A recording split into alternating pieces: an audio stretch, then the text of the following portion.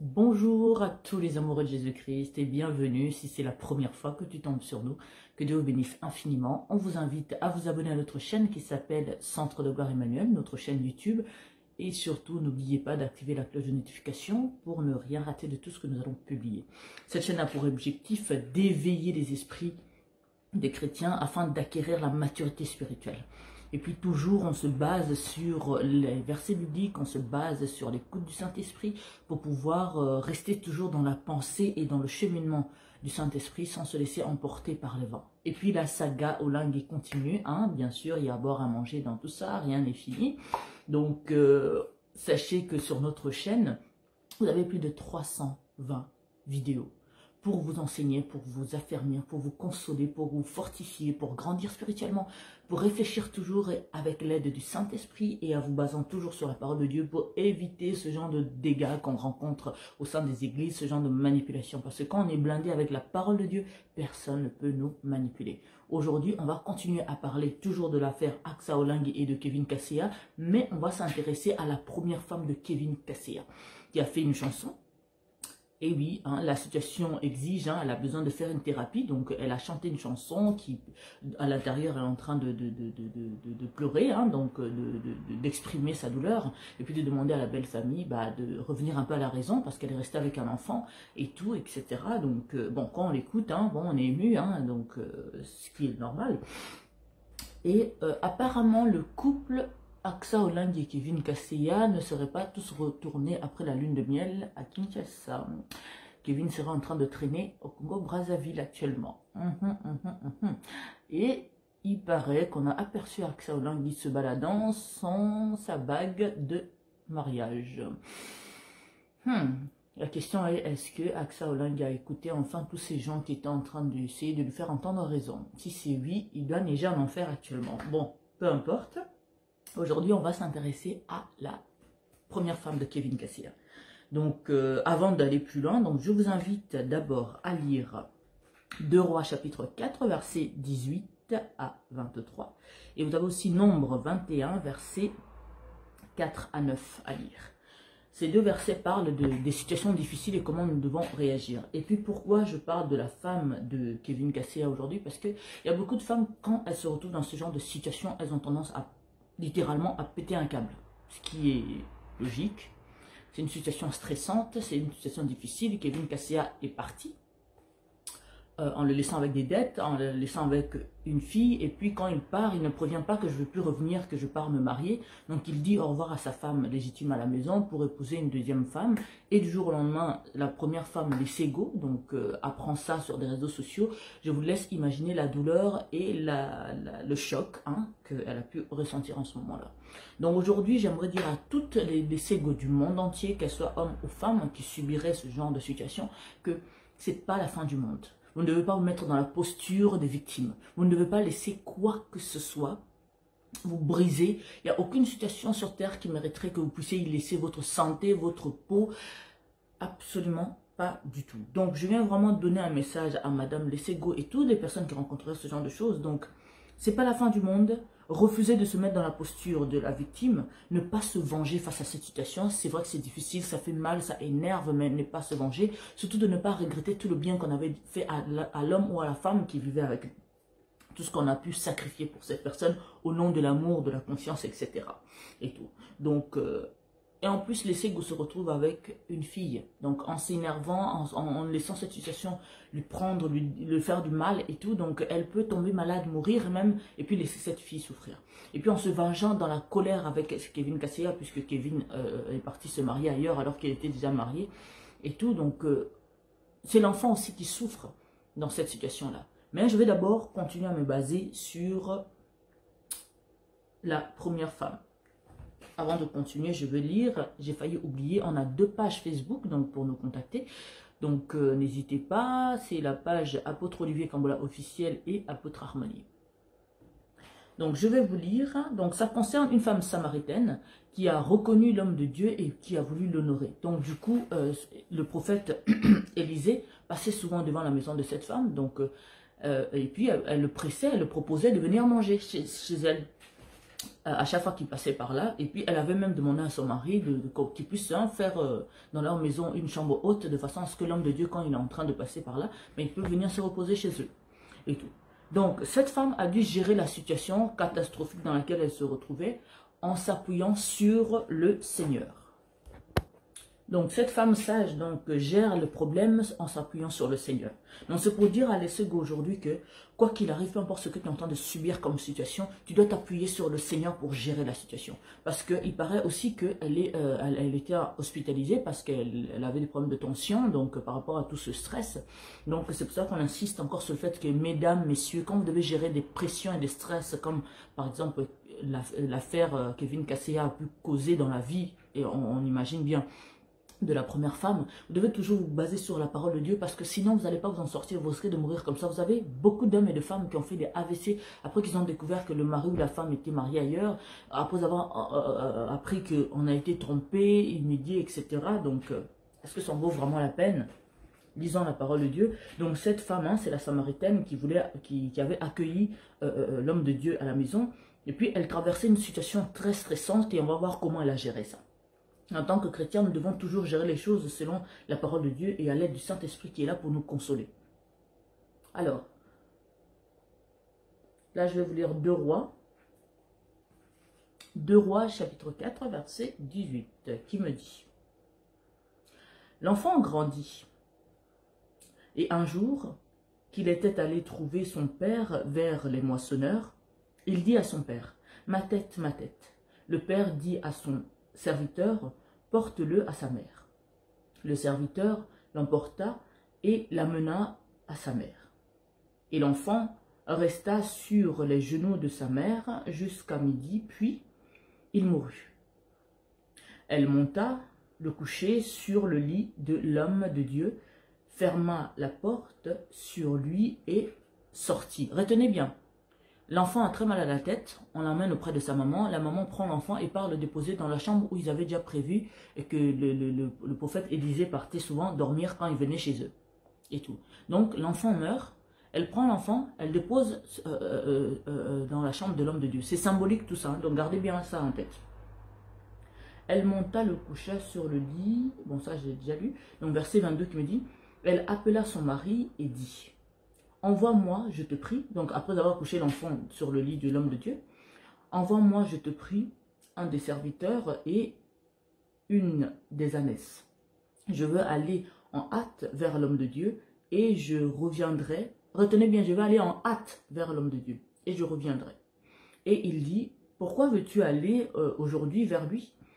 Ce n'est ni nouvelle lune ni sabbat. Elle répondit: tout va bien.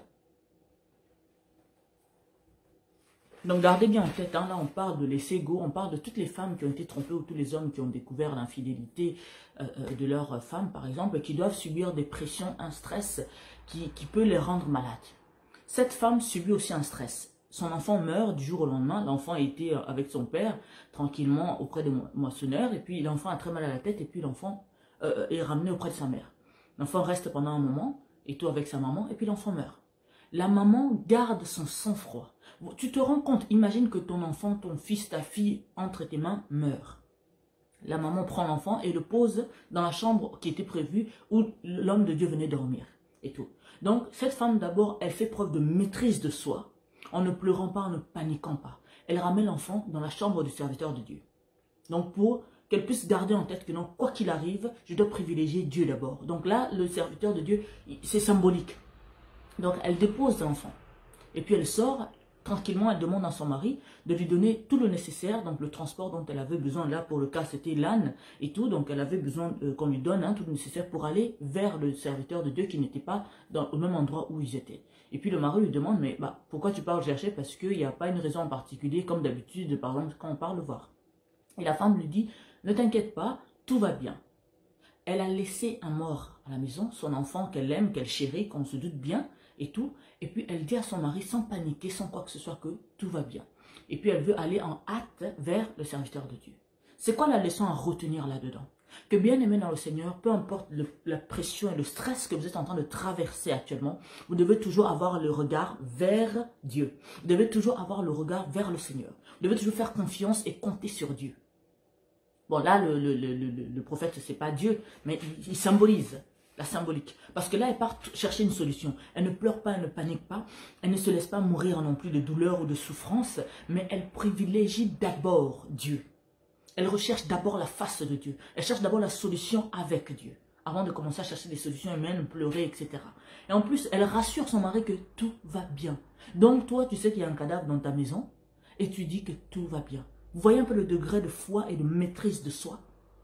Alors, bien aimé dans le Seigneur, quand vous traversez des situations difficiles, gardez silence, tout va bien. Ayez confiance au Saint-Esprit. Écoutez, soyez à l'écoute du Saint-Esprit. Seigneur, qu'est-ce que je fais? Comment je dois m'y prendre pour gérer cette situation? Parce que vous savez, toutes ces personnes qui ont eu des AVC, etc., dites-moi à quoi ça a servi. L'objectif n'est pas de pointer du doigt ceux qui n'ont pas su gérer les situations de pression, de stress qu'ils ont rencontrées, mais l'objectif est de vous montrer que, quoi qu'il arrive, nous devons toujours privilégier la parole de Dieu, nous devons toujours privilégier le Saint-Esprit, privilégier Dieu dans notre vie.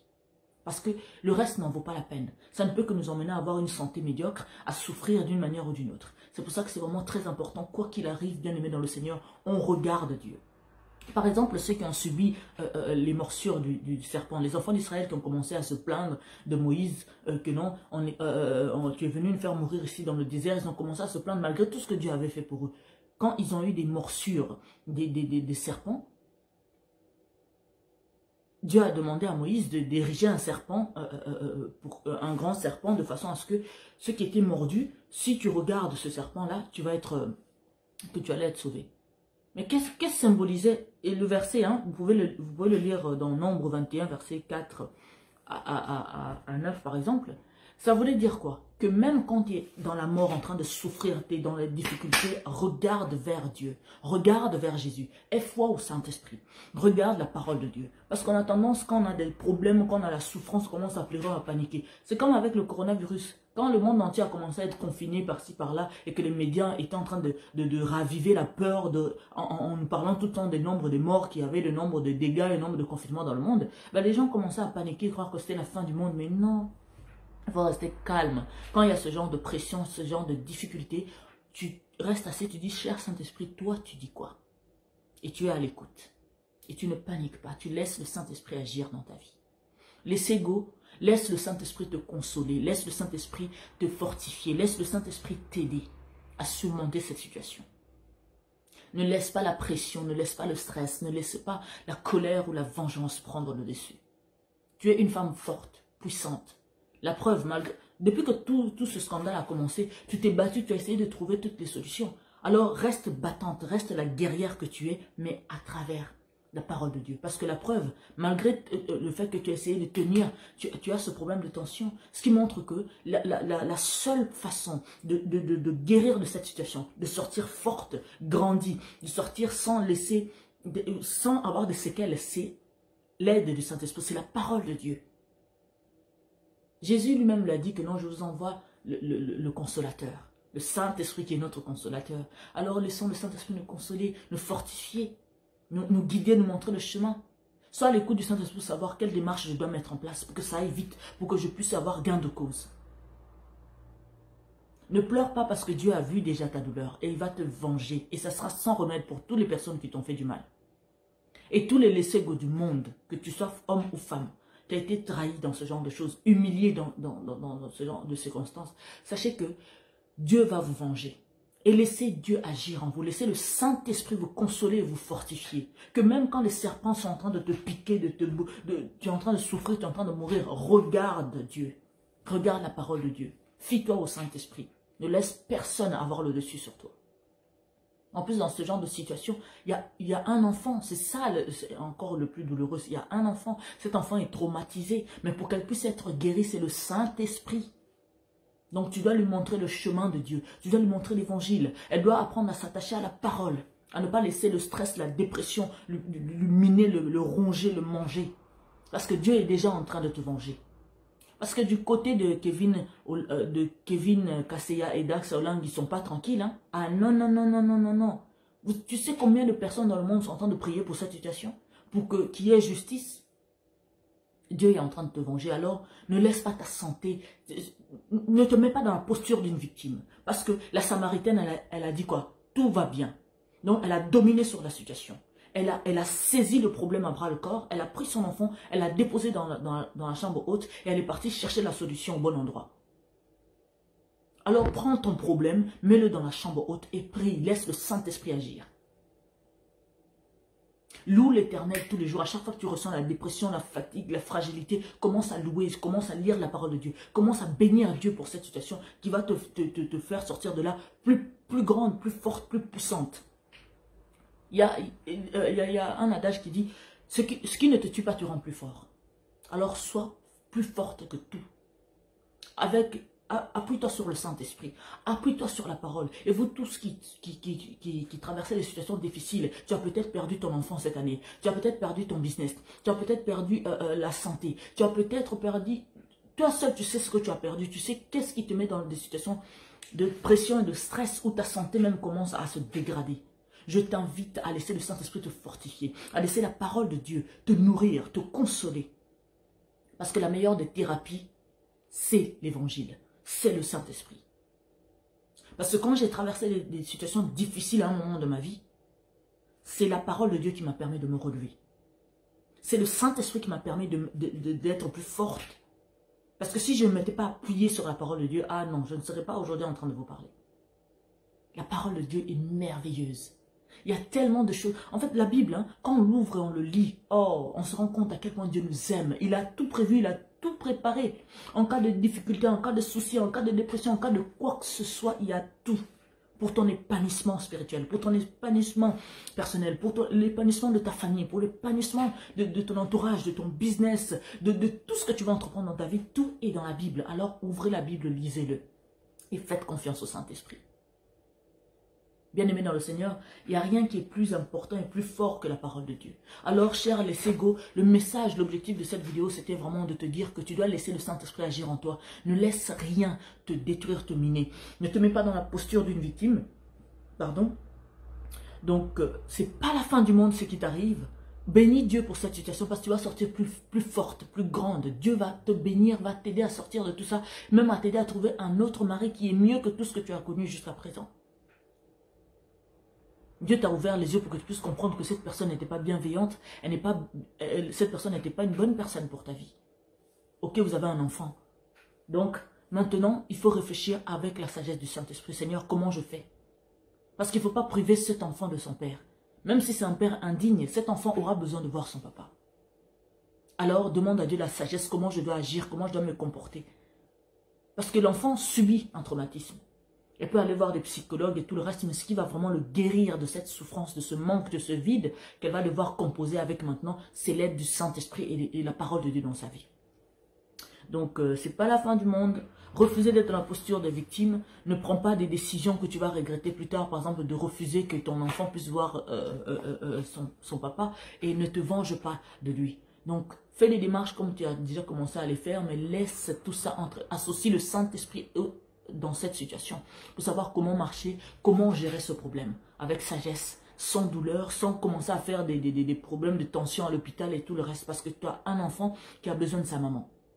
Parce que là, le côté du papa est déjà un peu gâché, donc c'est pas évident. Alors, avec la sagesse du Saint-Esprit, avec l'aide du Saint-Esprit, tu vas t'en sortir. Quand on espère en Dieu, on n'est jamais déçu. Jamais, jamais, jamais. En tout cas, je vous laisse méditer là-dessus. Que Dieu vous bénisse infiniment, chers bien-aimés dans le Seigneur. Soyez toujours à l'écoute du Saint-Esprit. Associez le Saint-Esprit dans tout ce que vous entreprenez dans votre vie. Et Dieu va combattre pour vous. Et ça sera sans remède par rapport à toutes ces personnes qui vont vous faire du mal. Donc, je vous laisse méditer là-dessus. C'était l'apôtre Harmonie. Donc, je vous invite encore vraiment à vous abonner à notre chaîne qui s'appelle Centre de Gloire Emmanuel. Centre de Gloire Emmanuel. Sur YouTube et à cliquer la cloche de notification pour ne rien rater de toutes nos publications. Pour nous écrire, on a 2 pages Facebook, donc Apôtre Olivier Cambola officiel et Apôtre Harmonie.